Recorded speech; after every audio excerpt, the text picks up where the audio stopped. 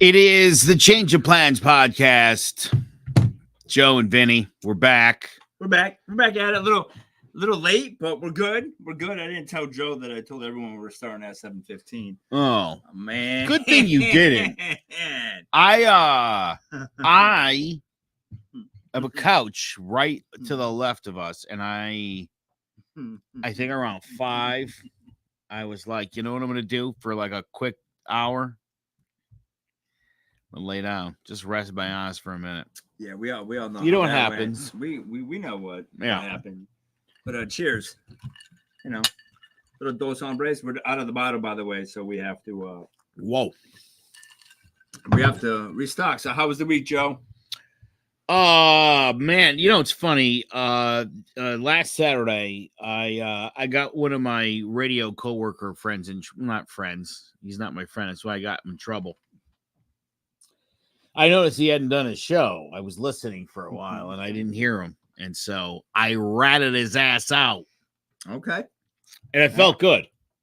I don't normally. I'm not normally like that, Vin. No, you're not a narc. But this guy. Stitch. Yeah, well, it's funny, and so I told my boss, I was like, I've been listening for an hour. I haven't heard anything from this lame ass idiot, and not only had he not, but the guy after him had also not done his show, and so I inadvertently got a twofer. I don't understand, Joe. Like, so they were supposed to be on the radio, and they just just didn't show up. So what do you get? Like dead air?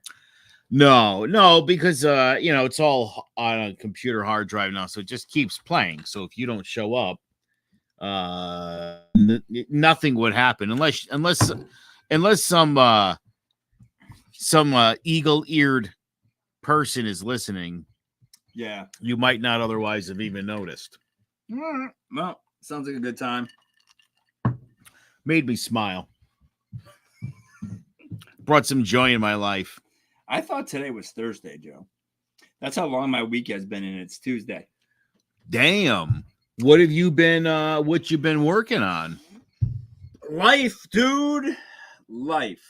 It's been a long week already at work. As you know, like I'm an attorney by day, supermodel by night. But it's been 2 days of people not getting out of their way. And there's nothing more infuriating than people who don't get out of their own way. So you want to get more into the specifics of that? I don't know. I think I don't think people take responsibility for where they're at. It's the blame game, especially in divorce work. And so you find that people do not take responsibility for the situations they're in, which tends to infuriate me a little bit. I think the biggest thing is the inability for parents or people who are getting divorced to see the bigger picture. With the co-parenting thing, I know we tend to come back around to it, but it's like a big part of my job. That's really funny. I don't mean that, but it is. It is. It's. I had a meeting, so I did this thing the other day, and I was gonna post on like Instagram. I chopped up one of our podcasts. I said that parents need to get their shit together and focus on the kids, right? Like if you're just looking at the best interest of the child, your decisions should be relatively easy. And then me and my wife got in a little bit of a discussion on whether that was offensive or not to tell parents to get their shit together. Which I understand because it's an emotional thing. It can tend to be a little bit insensitive, but I think that, your bid, it's not an 18-year bid. It's a lifetime bid, right? So like if you could just put it's not about the wins and losses and about, well, this parent did this and this parent did that. And could you believe you did this? Like, no shit. Like, that's why you got in a divorce or you're not together. Do you find, having myself been in a situation like this, do you find it's generally one side that exacerbates it. That's sort of the uncooperative one, and that ends up leading into the other one. Well, it ends up snowballing because you're going tit for tat, right? It becomes a very much a tit for tat situation. And I had a very strong conversation with a client the other day, and I'm like, I don't care what the mother is doing.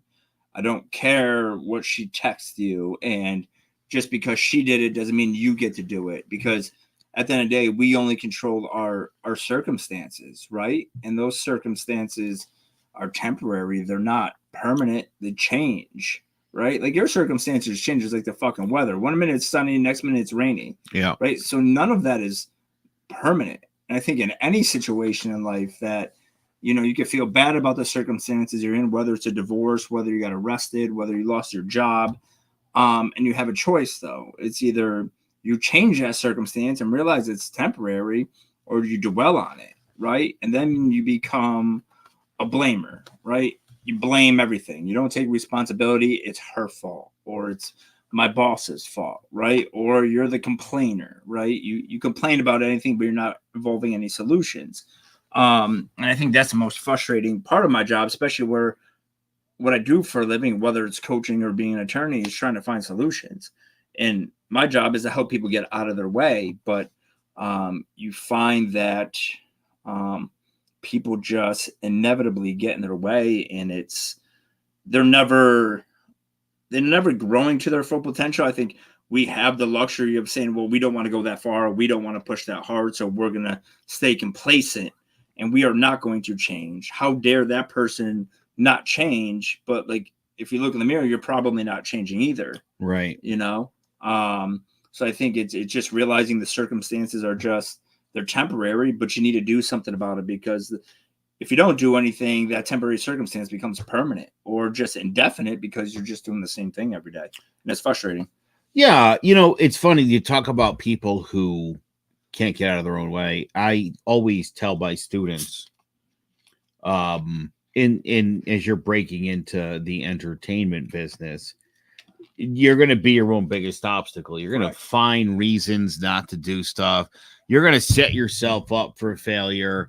You know, I'm like, get gas the night before. Yeah. Don't, you know, you're like, I'm going to get up. I'm going to go to Dunkin'. I'm going to get some coffee. I'm going to gas up my tank. I'll have plenty of time to get there. And it's like, what time are you supposed to be there? Well, the thing is from 2 to 5. What time are you going to get there? 2. Yeah. You're going to get there at 2, and you're going to set up and be ready right at 2. You're going to be ready at 10 after, because it starts at 2. Well, correct. But then that comes into the blame thing, right? They're like, well, if I didn't hit a light, or if like the gas pump wasn't working, and it's the little shit. But like, you're setting yourself up to make excuses, right? Well, it was that the guy in front of me was going slow, and it's like, you think that's why you were 10 minutes late? Because of that one stretch where there was a guy who was going slow in front of you? No, it wasn't that. And then what inevitably happens is, like, say you're talking to your boss, you're talking to a coworker, say in that example, all of a sudden you're making excuses, right? And everyone knows an excuse, by the way. Like, there's never been a time where you gave someone an excuse and they didn't think it was an excuse. They're like, okay, you're just making excuses for yourself. Sure, especially when you're like, look, I'm not trying to make excuses, but this happened and then that happened. Correct. And it's like, oh, now you're making a list. But now, like, it's in list form. Yeah. Like, you have this planned out. You pull out the Rolodex of excuses. But I think if you take responsibility, like I had a client today, had to put something on the trial list. Typically, my retainers are X fee, and then there's a trial fee, right? Well, my office didn't put the trial fee on the retainer, right? It's kind of a oopsie, because now I may be trying a case for $1,000, which creates a whole financial windfall for my client. But instead of making excuses and backtracking, it's like, hey, that's my fault. It's not my office fault, because the buck stops with me. Yeah. I can't get mad at people because my name's on the door, but I take responsibility. And by taking that responsibility, my client's like, listen, like, I'm not going to expect you to do it for free, because I had that honest conversation. And frankly, I don't even think she noticed it. Right. But I think if you take that tool into anything in life. If you show up late to work because you cut it too close, I think at the end of the day, like if you tell your boss, hey, I just cut it too close today, didn't leave myself enough time, not going to happen again. All right, cool. Yeah. Right. Like, or if you're going through a divorce and you're having issues with the other parent, it's like, okay, maybe I could do this different. Or it's like, okay, I know what I'm walking into. I can't get mad about it all the time because I know what I'm walking into. So now I can control how I'm going to react with it. And I think that's the great part about being a human being, is that we determine how we react to any circumstance. We can't control the circumstance. I can't control the fact that you like to take a nap and leave me out on your porch for 25 minutes. But I could do one of two things. I could either rage out like I used to do, or I could just sit there and just enjoy the wind blowing in my face. And that's what I did for 25 minutes today. Why was the wind blowing in your face? I don't know if it was the wind. It could have been something else, but I was just sitting here. Let's go with the wind instead. I was envisioning me on a mountaintop. I was meditating. You know what? Funny. Here's a life lesson for you. This morning, I hit the snooze button, and I didn't have I guess I didn't have any other buttons on. Backup snooze. Yeah. And I woke up 45 minutes later.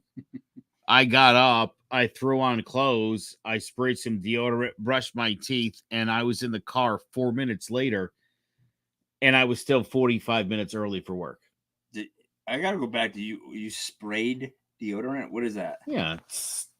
Oh, you're a spray guy. Oh, yeah, That is fucking irresponsible, dude. That is gross. No. There's no way you're getting enough deodorant on your armpits. Oh, yeah, You need a stick, dude. We're adults. No. That's gross. It gets everywhere, dude. It's messy. I can't. I'm just aiming into the pit area. No, I don't like that. Anyways, I'll talk about it for a minute. I had a roll-on back in the day. I went with a stick once. You know what it was? I had a regular stick, and then I ran out of that one. I went to the store. They didn't have the one I normally got, so I got one a little different. And I broke out in a rash. And that was 1987. Dude, how old are you? Old enough where I was spraying deodorant in 87. In 87, bro. I was 7. That is, you were using deodorant in 1987? Yeah, 87. I was 12. Of course I was using deodorant. Question for you. Do you remember when you first discovered you needed deodorant? No, but I do know when I started using it, I used Right Guard spray. Yeah. And it was, it smelled almost a little minty, and it was cold. Yeah, but there was no way they were making spray deodorant in 87. Oh, yeah. No, they were. No way, bro. What are you talking about? Yeah. I remember. Don't you remember they had the fluorocarbons? They ended up banning them. No. I was 7. I remember I was in middle school. I was just telling this story the other day, so it's fucking hilarious. And hopefully this dude is not on Facebook, because I'm probably on his kill list.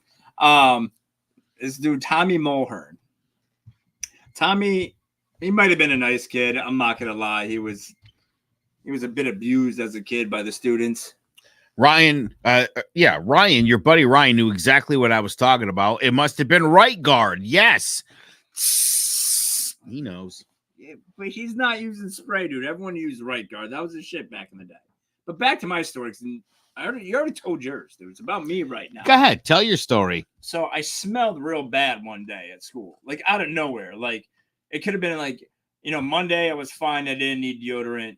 Tuesday, I woke up and apparently I needed deodorant. So I spent all day next to Tommy Mulhern blaming my skunk smell on Tommy Mulhern. And then from that day forward, I used deodorant. So I do apologize to Tommy if Tommy is watching out there. Joe's not paying attention. He's Googling the brief history of deodorant.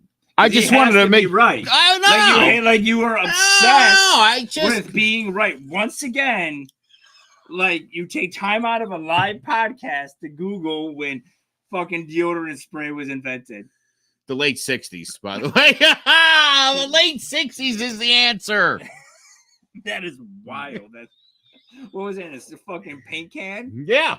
like an old school like spray bottle. So how do we get on the topic of deodorant? You brought it up. No, I think you were talking about because you were like 40, as I told you, 45 minutes early. Yes. Yeah. Normally I get to work early. I like to get to work early. It makes more sense. And then if God forbid something happens, flat tire, I could get a flat tire going to work, call a tow truck, and then get a lift, and I'd still be early. Yeah. I have FOMO. I got fear of missing out. I'm always there first. But fun fact about fucking snooze. Do you know snooze buttons is like the worst thing for you? Yeah. Like because I'm a big snooze guy. I like to hit snooze like 75 fucking times. Oh, for real? So I got into a habit for like 6 months where I didn't hit snooze. I just woke up right away and I felt great. Because I think once you hit the snooze, the REM cycle resets. And then it's just like you're waking up in the middle of it and your shit's all fucked up. But if you just wake up right away, you feel like 1,000 times better. So once again, I do these like little habits and it works. And then I'm like, it works. And then I just stop fucking doing it. But I think that's what I'm going to do next week is not hit the snooze. Because I think it's like the worst thing. But I agree. I never snooze. And whenever I do, it tends to be calamitous. It's never a good thing. And it's funny because again, I don't normally nap in the afternoon. This happened this morning when I'm talking about. And like I've been tired all day. And I didn't go to bed particularly late last night, but it was the snooze, the falling asleep for 45 minutes. I haven't been right since. Yeah, did you see Ryan's wife hit snooze for him? Like, what is he doing? Like, how does that living happen? a dream? What are you doing? That's not fair. I'm gonna have a talk with her tomorrow. She works in my office. That's my paralegal. Yeah, let me ask this. Yeah. I guess we'll get to the bottom of this. Is Ryan one of those guys where the alarm goes off? And he doesn't move. Yeah, he sleeps right through it. Yeah, he just said it. Yep. So she has to hit the snooze button. If I did that, you know what my wife would hit? Me. That's what would get hit. This is why I'm the number one husband, though. Because I get up around like 11:30, 12, get my midnight pee in because I'm 44. And then I go sleep on the couch so my alarm doesn't wake up my wife. Every night. Every night. I don't even go back to bed because I don't want to wake my beautiful princess up. That's really sweet. It is. It's nice. I mean, I got a nice couch. But like the other day, my dog was laying on the couch. So I had to lay on this shitty couch for a couple of hours. And then I wonder why I'm fucking cranky. Because my whole life revolves around not waking up my wife in the morning. But also your dog. No. It's about my wife right now. It's not about my dog. But yes, like you have to be considerate when you get up at 3:30, 4 o'clock in the morning, though. I'm an early riser. I am an early riser. But yes, responsibility has been lacking this week, like big time. So I've been completely frustrated to no end. So I think it just drives me nuts. It's been occupying too much of my mind. Like you ever have one of those weeks where it's just like I can't put work away and it drives me nuts. I do. Yeah. I don't enjoy that. Like it doesn't leave room for much else. And I think that's the frustrating thing. I think especially for people like us who are moving around and got a million different pieces and trying to put the puzzle together and all of that stuff. And, I had heard something today. It was something to the fact that you could work hard at your job for a good living, but you work hard on yourself to get a fortune. Right. So I think, right. So, and I felt like that kind of made me stop when I heard it because people were like, I'm going to work as hard as I possibly can at my job and all you're doing is earning a living. Right. Like you're just earning a living, but you're not creating, just because you work hard at your job doesn't mean you're really creating a value. Right. But if you work hard on yourself, you become a better person, yourself better, you're more confident, right? You're more cognitive in what you're doing. Now you're creating that value where you're going to make more money because now you've increased your value as a person. Right. Right? You're not just another cog in the wheel. And I thought that really like hit home is that we spend all our time trying to outwork everybody at the job to make a living. But if you took some time to work on yourself to make yourself a better person, you then increase your value and you then make more money.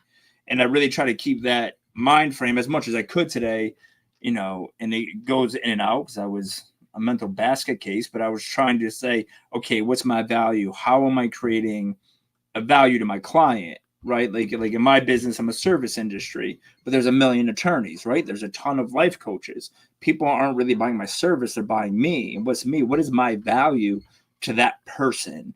And I think it's not just the legal knowledge that I offer, but I like to think that I bring a value above and beyond that. If that makes sense. Right? No? Maybe I agree. You're just staring at me. No, you know why? It's because your glasses. I can't get over your glasses. You like my glasses? Those are Malcolm X. Is that the Malcolm X designer brand?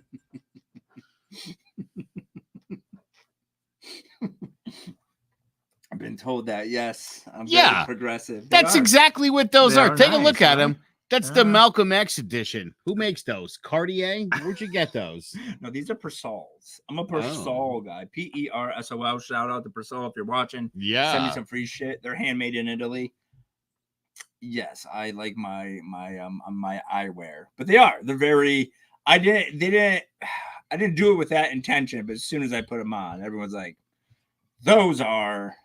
You don't think about Malcolm X much until someone's wearing his glasses, and then you can't not see it.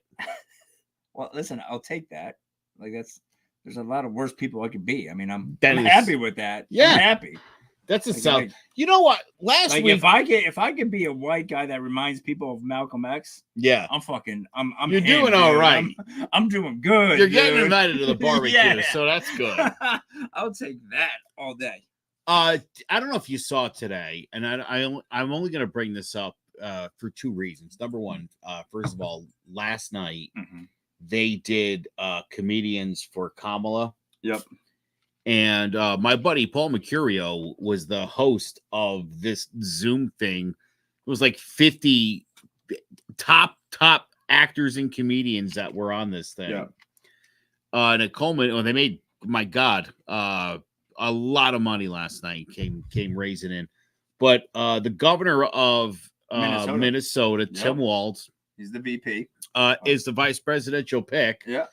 And he's such an interesting choice for the Democrats.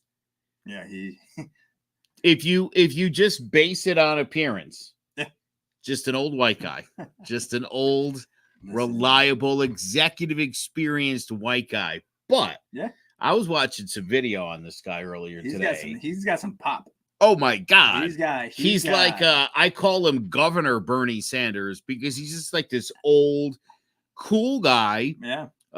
And if you read anything about him, he's been one of those guys where he talks about family in the middle class and making people's lives easier. Yeah. And he's backed it up his entire career. Like 1,000%. Like he is a yeah, he's got some pop though. He's pretty funny too. Like I don't know how old he is. I don't even care. Yeah, but because he looks like your grandfather when your grandfather was doing good. No, you know what I mean? When your grandfather was still out there having a catch with you, he looks like that. He looks like Joe Biden's younger brother, dude. He looks like Joe Biden's son. This guy, I'm telling you, I saw some video of him on an amusement park ride with his granddaughter. Hilarious. Hilarious dude. I'm looking forward to the debates with these four individuals. It's going to be entertainment in the very least, but it's going to be hilarious, dude. It's going to be, I mean, I think JD Vance against this guy is going to get fucking roasted because this guy's a wily dude. Like he's been around the block. He's not worried about it. He's quick. Like they all think they're getting the Joe Biden. Like, well, let me tell you something, Sonny. That's gone. It was a surprising pick, though. Like, I don't think too many people seen it coming. You know, I thought everyone thought the guy from Pennsylvania was going to be. Can I tell you a funny story? Yeah. I said Tim Walz about a week ago, and I predicted JD Vance a week out in advance as well. To the point where the guy I do my radio show with, he was like, the day of, he was like, wow, nobody saw that coming. And I was like, I said that every day to you last week that it was going to be JD Vance. Well, then, you know what? I'm good at guessing. You shouldn't be on my podcast. You're just you're. You know where I should be? I should be making predictions somewhere. Yes, you could write down some numbers for the. I nailed those two things. Just give me that. Just give it to me. Just let me have my moment. That's my moment right there. Yeah, I would have not. I barely know who the fucking president is half the time. So. Oh my God, Deb says Tim Walz is 60, a youngster. Yes, he is. A young. Oh, and I think 60. Yeah, well, that's funny. You know what's funny looks too? A lot older than 60. I think she also is 60, or she's 59. Yep. But again, you look at her. I remember finding out she was almost 60, or might be right on 60, and thinking, "Oh, damn, really?" Yeah. I thought she was like 45. Yeah, they did a bet on the Daily Show. Yeah, because Trump said the same thing. He's like, "Man, I couldn't believe she's 60." Yeah, and they went. And what's Trump like 120? All of a sudden, it's really funny. I'll tell you, give it to the Dems on this one, because I'll tell you, I was after that debate, I thought to myself, oh gosh, Joe Biden is cooked. He's cooked. I didn't believe it up until that moment.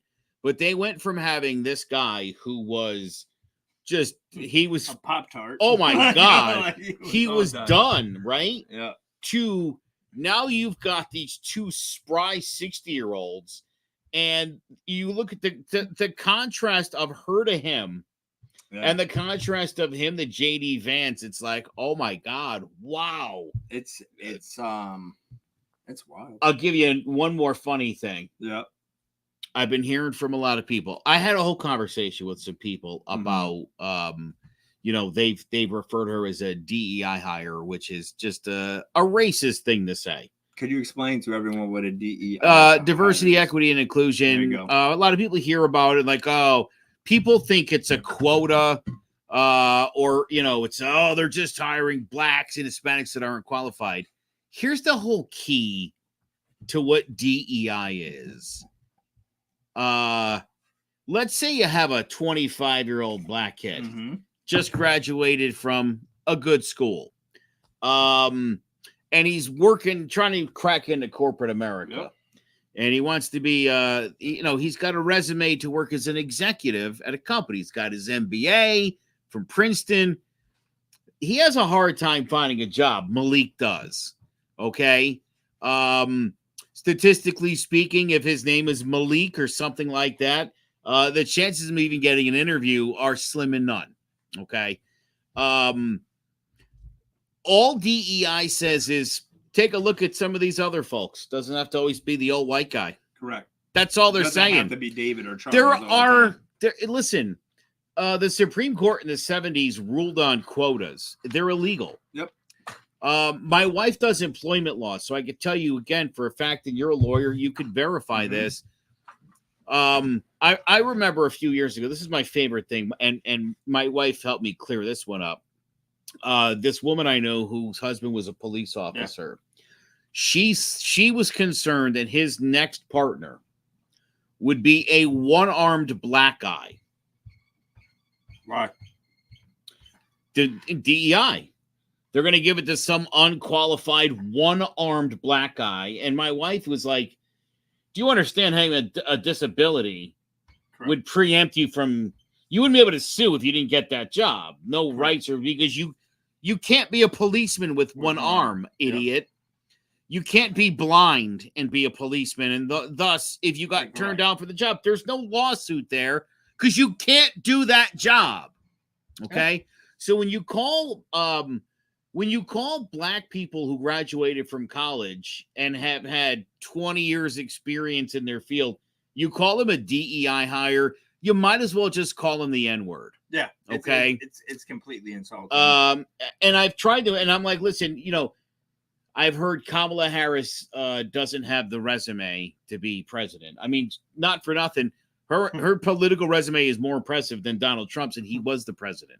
Well, yeah, that's what I always ask. All right, so prior to Donald being president, what was his resume? Nothing. He had zero. Like zero. He was on a TV show. I'll give you a better one. J.D. Vance. J.D. Vance's experience is exactly the same as Barack Obama's. Yep. And yet in 2008, all these J.D. Vance people, they all said Barack Obama didn't have the right experience to be president, but suddenly J.D. Vance with the same, he's all right. Well, and I'll tell you right now, that shit drives me crazy. Well, if you can't apply your logic and your philosophies to one side or the other, you're a hack. You're a partisan hack. Well, if you 1,000%. can't equally, you have to listen. If I'm going to tell you Joe Biden is way too old, and then be like, but Trump is young and you're an idiot. And I told people before Biden like that, this isn't the argument you guys want to make. And what if he does drop out? Now your guy's a million and doesn't make any sense about 80% of the time he talks. Well, and it's not because of his cognitive abilities. It's because when you get to be over 70, most of the time, you have no idea what you're saying, and no one else does either. Well, man, you are on fire, dude. I was just trying to roll the fucking ponies a little bit. But I think it goes back to, we've discussed this, people can't have a conversation unless it's about right or wrong, right? Like, you can't just have an open and honest conversation and be like, okay, we could agree to disagree, but let's have a conversation. Right. Like, you're just angling everything to be right. And the fact that, like, people are like, we don't need, like, the DEI and it's like diversity and they're like, we don't need it anymore. It's 2024. Just shut the fuck up. Like, nothing infuriates me more than that. To pretend like it's not needed and things don't exist is crazy. Like, it's just, well, like, it's the same people. It's the same people who ask when White History Month is. Yeah, it's just all of them. What are you talking about? Yeah, like, I mean, even if you're talking about, like, I was with a judge today and we were talking about, I remember I was in front of a judge who was 98 and we're in a pre-trial. He's like, I remember when women couldn't be lawyers, and the attorney next to me to my left was a female. And I'm like, so to act like any of these things are not going down is crazy. But the other thing that drives me nuts is, like, we're not ready for a woman president. Like, it's a novel thing. Like, P.S. Look around the globe a little bit. Like, yes, it's been done and done and very successfully done. So to sit there and say this country's not ready for a female president is just the most wild. Like, that's how people want to talk the rage word narcissist. Like, that's how, like, crazy we are about, like, how important we think our country is and how we're more important and better than everybody else. Like, right. Look outside your glass house, homies. It's been done. Like, been done. Yeah. It's, it's sad, but it is, it's a fallback. And I have been telling my colleagues, the Republican colleagues that I work with, I would steer clear of talking about DEI.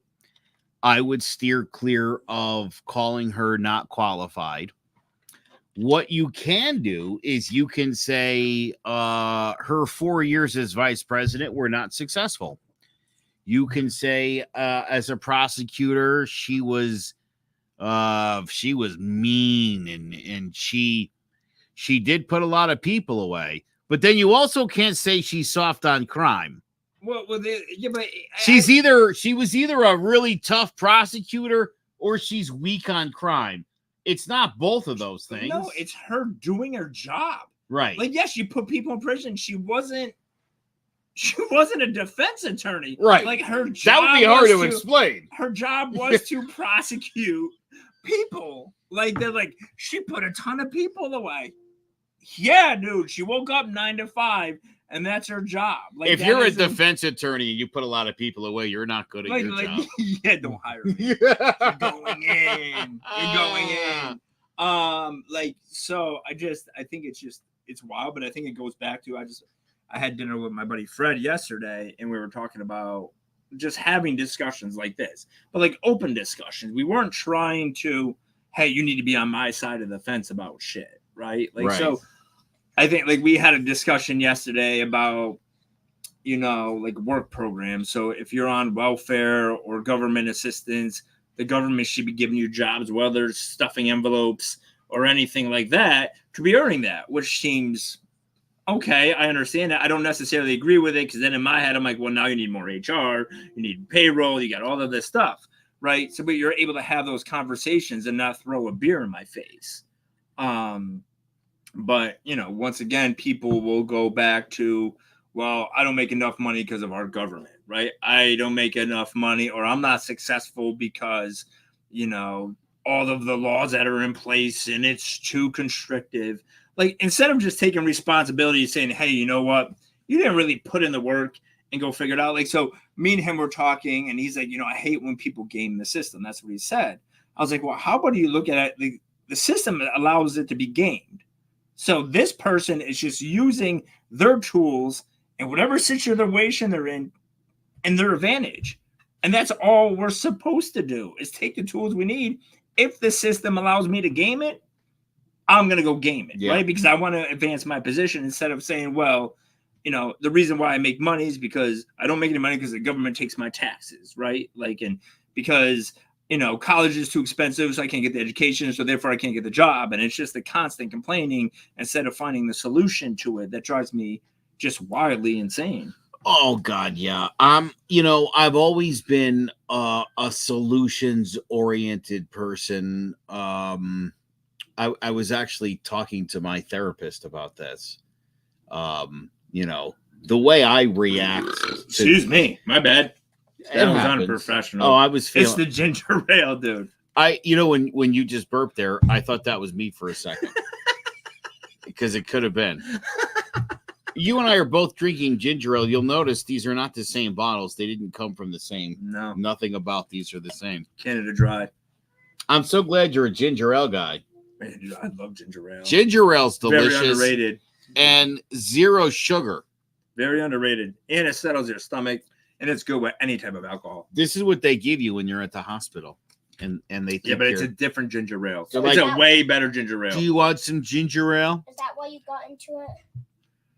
Man, we got someone in the left. This kid, my 8-year-old literally came off camera with a Nerf gun before and aimed it at me in order to get my phone away. It was like a Ghostbusters toy. I found out that the prime cap fit onto the top of the thing. And I found out if I don't know what he's talking I don't know what's going on. We are off track again. It's okay, though. We like the kids. We're here for the kids. But what else? What else we got today? You can't talk off camera. That's the other thing. Amateur hour over here. Yeah, by the way, Deb, sorry. Deb's 72. I didn't know that. Let's go, Deb.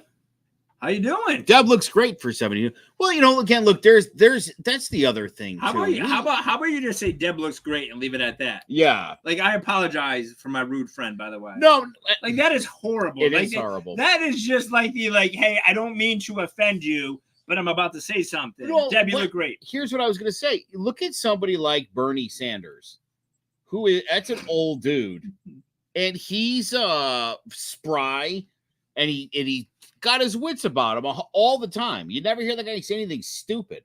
But he looks crazy. Well, but that's the thing. Again, you get to be a little bit older, and I think some people just fall to shit. It's important to take care of yourself. It's important to get sleep. It's important to have a good diet, especially when you do get older, because it's crazy. I think that's my biggest fear.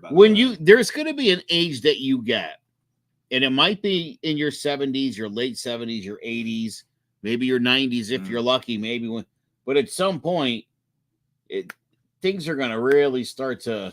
It's my biggest fear. Slow down. I don't fear Not that I don't fear anything, because I'm a fucking tough guy, but I don't fear anything. Nothing scares me, but you know what gets me worried at night? It's getting old, man. Like, I don't want to get old, dude. Like, I really just, I don't. I want to be able to tap out before I get to that point. Like, I don't know if it's 45 or 50, but like, it scares the bejesus out of me, man. I am not going to be a good old person. I'm not. Like, and I know I'm going to live forever. Like, because that just, like, that's the plan. Yeah. Like, I'm going to be that guy who just can't die. And I'm scared. I'm scared about it. I'm 49. And so I'm knocking on the door to 50. And I feel great. I feel young. But I know in a few years, there's gonna come a time where I'm gonna suddenly get up one day and be like, oh, my back. Like, that's coming. I had someone ask the other day, so I'm in the gym and I get ready for work in the gym. And I'm at that age where I'm just making noises for no reason. Like, I'm in the shower, like I'm trying to put my socks on. And the guy's like, bro. It's tough. It's bro, tough he's angles. like, are you okay? Like, he's like, are you okay? You are right. Like, are you all right? Like, you are like, like every move you make, it's like the Tin Man. But yeah, man, I don't know. My wife's gonna be turning 50 next year. But my wife is also a mermaid, so she doesn't age. I do like older women too, though. So I've been You're a cougar sick hunter. bastard. I remember like I've been a cougar hunter since I was like in first grade, second year, first grade. Second year. Yeah, I had a thing for Mrs. Jones. I wonder how she's looking now. She was hot. Her husband was an astronaut. Because I remember she came in as in the astronaut uniform. Yeah, man, I'm a weird kid. But it was back in the day. I was like, yo, Miss Jones. Miss Jones, let's say she was 25 back. What was that? 30 years ago? You really want to see what she looks like now? No, say she's 25. Man, how old are you when you're in first grade? 6. 6? So that's 36 years ago. Yeah. So that's, oh, no, she might be all right. Actually, yeah. Yeah. No, that doesn't work. That doesn't make sense. Yeah. How old are you? You're 44. Mm-hmm. So, yeah, 36 years ago. So 38. So she'd be, So yeah, she'd be 63. She's in her prime. 63. She's in her prime, bro. Silver Fox. Miss Jones. If anyone knows, anyone from Southside went to school with me, knows Miss Jones, don't holler at me because I'm married. But let me know. Let us know if Miss Jones is how she's alive. doing. That's really what we're looking to find out. Is she alive? Yeah. And if she's still teaching, clearly she didn't have a good retirement plan in place. We had a good run. We had Miss Jones, Miss Alves back in the day. Yep, my 2 first grade teachers. Not Miss Keating. My entire lifetime have never had a teacher who you would consider attractive at all. And I think that helped. What has Deb got here? Revelation, even at 70, you think you are 50. So you were, okay. So that does kind of happen. Because here's the thing. Thank you for telling me that, Deb. My thought is, and I keep trying to tell one of my daughters just turned 21. Yeah. And I think, just watching the way this kid operates, I think this kid thinks in the next couple of years, something's going to. Oh, they wait. Now I'm an adult, and now I got my going to change, and I got my shit together. No. And I told her the other day, I'm like, I can remember, I can remember my own conscious thoughts from about the age of 12 years old. Mm-hmm. And that it's the same. It's me, the same guy, the 12-year-old who had no idea what the hell was going on. Yeah. The same guy, Deb, who at 18, college, yikes, right? 30, 40. And it's like, oh, yeah, no, there's not a moment where you're like, I'm an adult and I have adult smart thoughts and I figure things out. I told my daughter, I go, you just got to figure that shit out at some point. Sooner the better. Or you got to take whatever you have and use it to your advantage. I remember when my ex-wife was reeling off the list of reasons why we had to get a divorce. And it was like a checklist. Like, she had this fucking, she had it in her back pocket. It was like, but one of the things was, she's like, I didn't evolve as a person. Right? So, I mean, that's a pretty aggressive thing to say to somebody. That is kind of rough. You know, it piggybacked right off, you're the same person I married. But to your point, you didn't change at all since we got married, you loser. Correct. Like, so I don't think you necessarily have to change, and I don't think you do. You know, I think there's aspects of you learn. You don't necessarily change who you are, but it's how you operate in that circumstance. I think for me, and it's probably over the past 5 to 6 years, is I don't spend major time on minor things. Right. Yeah. So like, you really like, instead of just focus, because I would always get caught up. I was talking to my buddy Fred last night. I get caught up by the dumbest shit, not the big shit that happens in life. It's like, that person didn't wave at me because I let them cut in front of me in a car. It's not a big deal, but in my head, I would just focus on it for a half hour. But I think when you're young, you're spending so much time on those minor things because you think they're so major at the time, but they're really not. So if I could go back, like we had that conversation, what would you do and tell yourself, your younger self, is don't spend major time on minor things, right? But like, if you look back, I like to think anyways, like the essence of me is the same 18 that I am at 44. And which is scary, because if I'm 75 and I'm kind of like 18, that'd be kind of dope. Yeah. Right? Like, I still wear short shorts. But I don't know how that would look at 75 with some 3-inch. I would love to see 75 years old with those 3-inch shorts. Maybe you go with the fiber on those, just because the sag factor. And then you do some freestyle rapping. Yeah. But I think you have to continue to live your life, right? Like, I don't think you step into, okay, I'm 45, I have to be this way. I'm 50, I have to be this way. Well, I'm 60 now, so we're supposed to do things this way. And I think that's probably, it's not so much the case anymore in society. I think it's much, I don't know if it's acceptable, but I think it's much more common now for, you're not living this age bracket. Like, right? Like, it's not like the 80s and 90s where, you know, it's like Leave It to Beaver. Like, here's what you do at 50. Here's what you do at 60. You stop working at 70 and you go off to the fucking farm, sit on your porch and die. Like, now people are out there living their lives. And I think that's one of the benefits of social media and things of that nature, is like, you get to stay connected in that way, but it gives you the license to just go live your life and continue to live your life like you were at 50 or 40, despite what your age is, which I think is also awesome.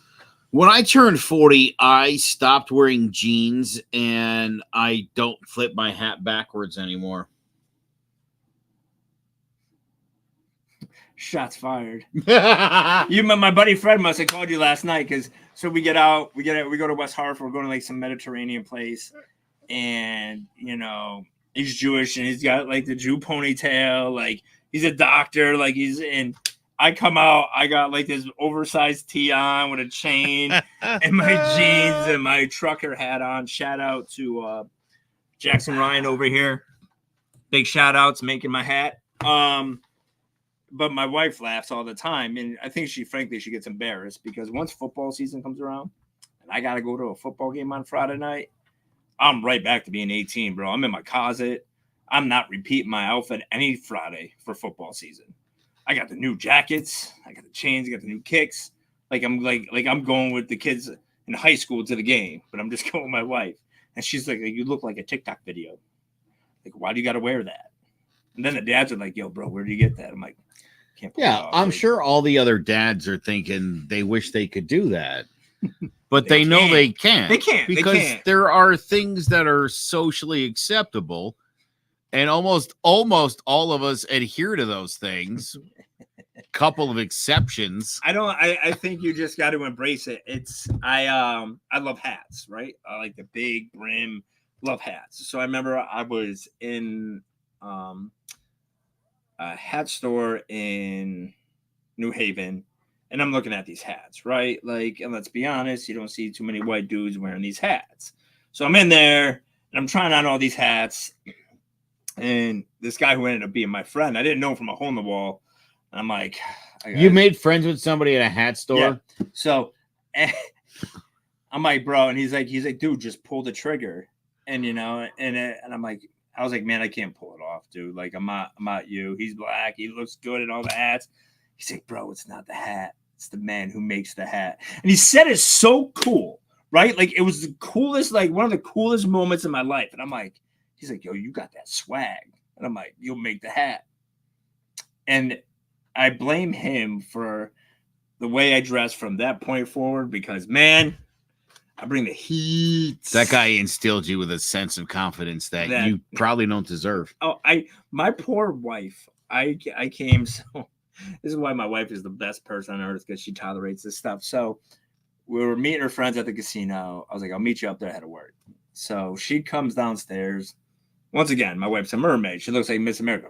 Drop dead, like just to the nines. And I'm like, oh, that's my wife. I walk in. I got like a diamond chain on. I got this hoodie that's bedazzled in graffiti writing that says "Living the Dream" with this gray, like big derby hat and some J's. And she's just like, "For real?" And I'm like, "It's what we're doing tonight." She just rocks with it. Like my ex-wife, no bueno, no bueno. But I think you got to be able to express yourself, man, and don't be afraid to be a little swaggy. Like we got to get you a little drip, Joe. You got a lot of dad drip right now. Yeah. No, I know. It's a lot of like Costco, like BJ's. We got to get you to a mall. I'm telling you, dude. I turned 40 and I turned into my dad. I went to my dad's house. Khakis and button downs. I did. I went to my dad's house. I just stole all of his clothes, I think. That's what happened. It's like the craziest thing. It literally like a couple months ago, somebody at work was like, oh, we're doing this thing. They're like, you should wear jeans. And I'm like, I don't even know if I own jeans. As a matter of fact, I actually pulled a pair of jeans out of my closet and I put them on. They still fit great. I put my hand in a pocket and I pulled out an old $20 bill. Not the new 20, the old 20. From 1987? I don't know what year it was from, but it was the old one. It's the kind of 20. You don't even see those. They're not even in circulation anymore. That's how long it had been since I wore those jeans. You gotta wear jeans, bro. I'm not a big jean guy either, but it's a fashion thing for me. It is, yeah. I like khaki pants. That is horrible. Typically some sort of a plaid button down. Awful. And then a nice, comfortable, sensible pair of shoes. Oh my god. You're such a Mr. Rogers. I own like 3 different pairs of Skechers. Yo, me and my wife were talking about the other night. A Skechers commercial comes on, and it's just they should have say in the commercial, now coming an uglier pair of Skechers. Like just when you think they've hit ugly, bro, they outdo themselves every year on the ugliness. Like it's insane that people just slip your foot right in. Oh, like the hey dude. You don't have to even lace. There's no laces now. It's tight around. Look at that. So bad, bro. It fits great. It's so bad. We got to get you out. We're going to have a fashion show our next podcast. I look like I should be on a cruise every single time. That's how I dress. Like I should be. It should be the first day of the cruise. This is what I'm wearing. It's wild. It's although my wife may want me to dress more like you than I typically do. You know what? I like leather jackets too. Yeah, I'm that guy. Like I don't have a bike, but I look like I'm fucking right. You want to laugh because again, there was a time where leather jackets were swaggy. They are now. Oh, I'm sure they are. I own 3 leather jackets, and I'll bet you if I were to go into my closet, I could probably pull out like a $2 bill. You know what I mean? That's how old those jackets are. It probably has my watch and my chains in the pocket. I used to wear chains and watches and stuff. Oh, dude, I used to be all swagged out. And then you know what happened? Somewhere around the time I was 13 or 14, I had a whole bunch of pinky rings and stuff. The hair on my arm started growing, and that stuff all started like. That's why I gotta shave your arms. Well, I'm not a shave your arms kind of guy, so I took all the jewelry and I put it in a box. Let me have it. I'll give it to you. You want it? Yeah, I shave my arms so I can wear it. Yeah, bro. I shave my legs, everything, dude. Everything. Get your mind out of the gutter, ladies. It's like a baby seal around. Like a baby seal. Bro, you can't walk around like that's a pet peeve of mine too, by the way. Like my poor stepson, dude, he just looks like Sasquatch walking out of the woods. Like you could braid his hair. I'm like, what is going on, dude? Like where do you find the time to shave your body? That's a Friday night activity, Saturday morning. Listen, bro. You can't wear 3-inch inseams and have that hanging out, bruh. Dude, you gotta stay ready, dude. Gotta stay ready for the pool. Stay ready for anything, dude. I mean, what are you swimming the 50 meters? You don't need to be that aerodynamic, do you? Dude, you just gotta do, because then you can wear your bracelets. I can't, bro. I can't. I have a thing about fucking hairy people, bro. It's gross. Like it's not clean. Like if you're hairy, you're dirty. You're a dirty fucking person. It's gross, though. Just take care of yourself. Like no one wants to see it. Like nobody, like your wife, like no one wants like a Bigfoot coming hauling ass across the bedroom trying to attack the wife, and they're like, yeah, that's my dude. Like, no, it's gross. It's disgusting. That is honestly some of the funniest stuff you've ever said. I can't. I rag on the kid all the time about it too.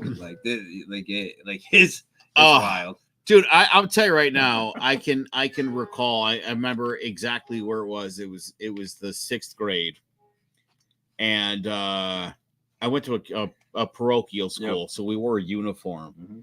And God, it had to be the second week of June. We didn't have a field day because it was a Catholic school. We didn't have shit like that. Yeah. But it was like, I don't know, a day where you could wear shorts and pray or some shit. And everybody wore shorts. It was like 8,000 degrees. And I was the only guy with hairy legs. It was just me. It's so gross. Now, it's not like that should have surprised anybody because I had a fucking mustache. You know what I mean? I had a mustache like this in the 6th grade. That sucks. That sucks.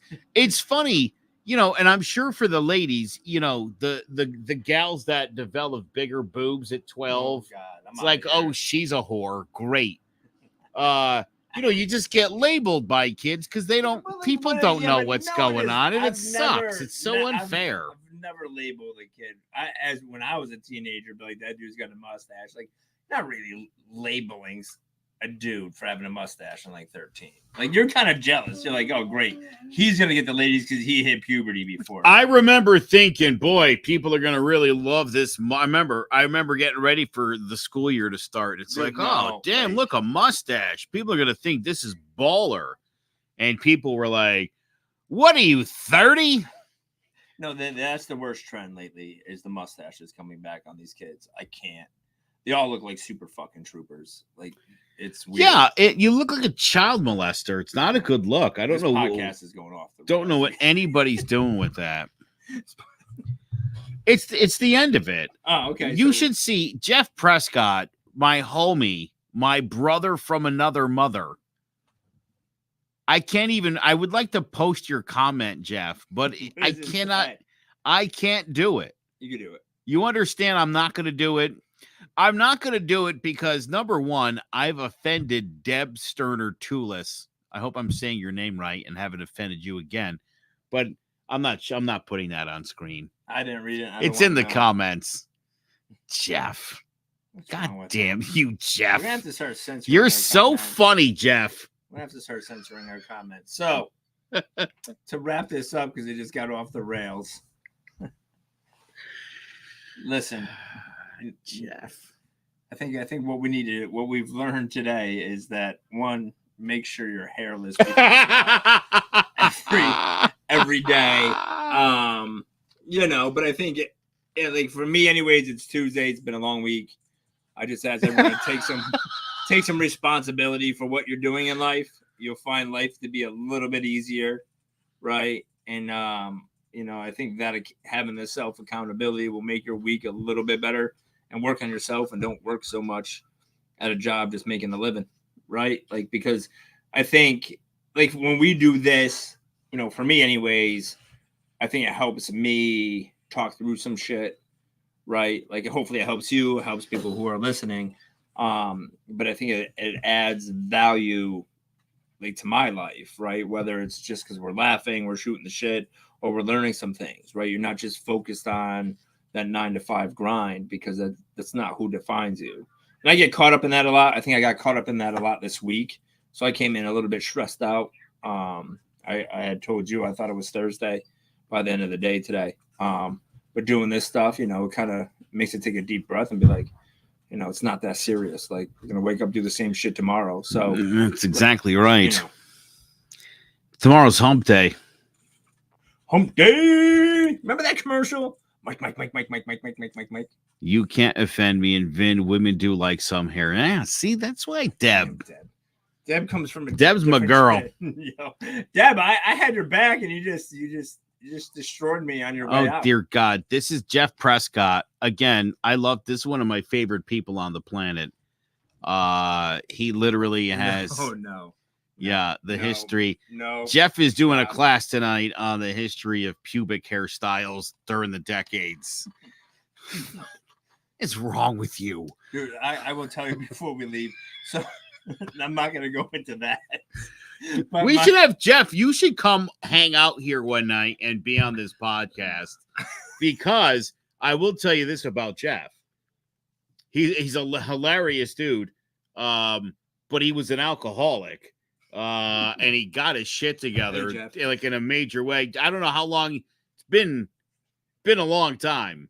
And it's very impressive. And I'll tell you what. Hey Jeff, if you didn't want anyone knowing that, I'm sorry. Jeff's whole family's watching tonight. Yeah. 8 years, by the way. Congratulations, my friend. Congrats. Because that's when you have a problem and I mean, obviously, Jeff, yeah, thank you. He says, no shame. He told me this story and what got him to get his shit together. It still takes a big person to admit, like, I've got fucking problems.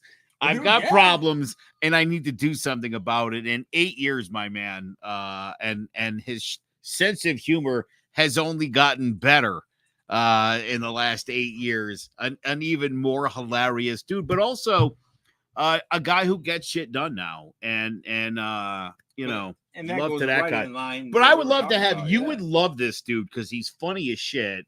But he's got he's just got a great story. Jeff, hit me up if you want to come on one of these weeks and share it, because you would like this dude. Listen, I think it's already a done deal. I got to get my wife on. We got to get another couple of dudes on, but I'm down to have Jeff on. Yeah, it's perfect in line. Like he took responsibility. Realize the circumstances are just temporary. Now he's out here doing presentation on pubes. Yeah. Like nothing says. He's got a national audience to do that presentation on pubes he's always wanted to do. Life goals. See, when you get your shit together, you can do a presentation on pubes. And look, I think he's probably traveling, I'm assuming, for work. You couldn't possibly be vacationing in Columbus, Ohio. Right? Nobody's doing that. Nobody. I took a trip to Columbus. It's great out here. You should see all the sights. Weather's lovely this time of year. Yeah. Jeff, are you on vacation or you're working? I hope it's work. Now he's got to type really fast and I got to buy the time for him. No. Just write it all quick. Just text us on that. All right, yeah, he is. It is. I assumed it was traveling for work. Dude, I appreciate you tuning in tonight, Jeff. You didn't know you were going to get talked about a whole bunch, did you? And I did ask Vinny if you could be on his podcast, but I guess when you're asking on the show, It's our There's- podcast. there's no going back. No, I Hey, know. No, it's our. There's no I in team, It is our. but there is a me. Yeah. Oh, look, Jeff wants to be on. Yeah. We'll get Who him on. else wants to be on the podcast I tonight? gotta get my boy Ryan on. Get a Maybe little we'll have Dos Deb on. Hombres going, and I'm just invite anybody that wants to be on. We could do a big. Who else? We could do all by Zoom. I think you have multiple people on, right? Like, Oh, that would be fun. yeah, do like a big round table. Like people just could get after it. Put the link out there and just log in and participate. All right. All This right? this is going off the rails It now. is. All right. So we're gonna end this. Change of plans. It's Vintage Joe. That's all I got. That was a good one. I thought it was a good run. I think it was Till a the end. fantastic run. Little off the rails, but it wouldn't be the Change of Plans podcast Correct. if things didn't go off the rails a little bit, Let's change of plans. and then we get it back on. We try. All right. What we did there. We'll catch you next week. Change of Plan podcast. Change of Plans CT.com.